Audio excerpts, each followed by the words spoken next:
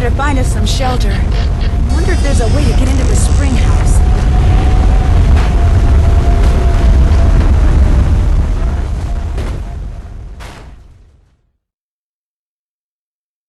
Made it! Dear Ned, once the theater was successfully evacuated, Debbie and Chase were able to follow the GPS tracking signal to the spring house, where Scott and I had safely weathered the storm. Although he was pretty seriously shaken up in the crash, Scott came to in time to see Frosty arrive with the police. He received community service for destruction of public property and interfering with public safety records. He didn't fare so well with the college. They fired him quicker than lightning hitting a bee-stung greyhound, as they say around here. So it looks like he'll actually be serving the community now, instead of just pretending to, even if it's just by picking up garbage by the side of the road. Word spread quickly about Scott's misdeeds, and soon Brooke Tavenaugh, the rival Chase team leader, found herself out of a job as well. With the storm season almost over, it looked like both teams were out of the competition. Debbie, always the organizer, decided to combine the remaining members on both teams for the remainder of the season. Without Scott's ever-present storm cloud hanging over the team and his constant sabotaging, the team really began to hit its stride with Debbie in charge.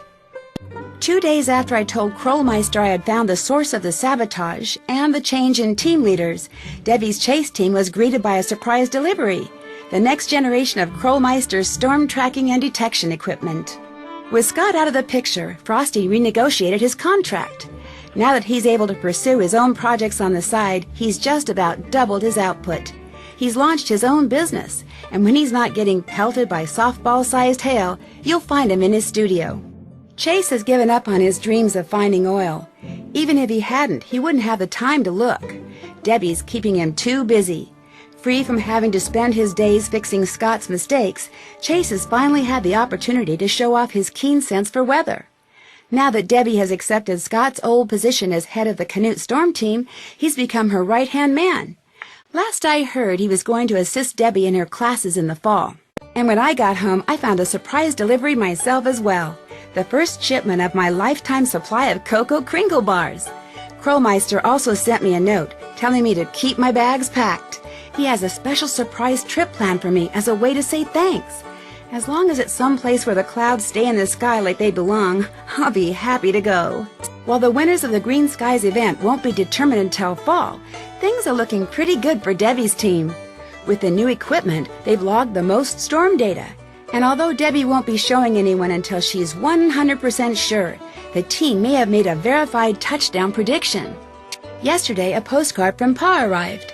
After the town repaired the storm damage to the Grange, they restaged the town play.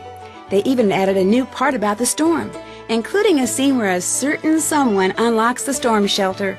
As long as it wasn't played by Pa in a wig, I'm happy.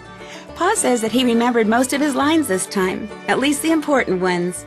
As for me, well, I've had just about enough stormy weather for one season. Love, Nancy.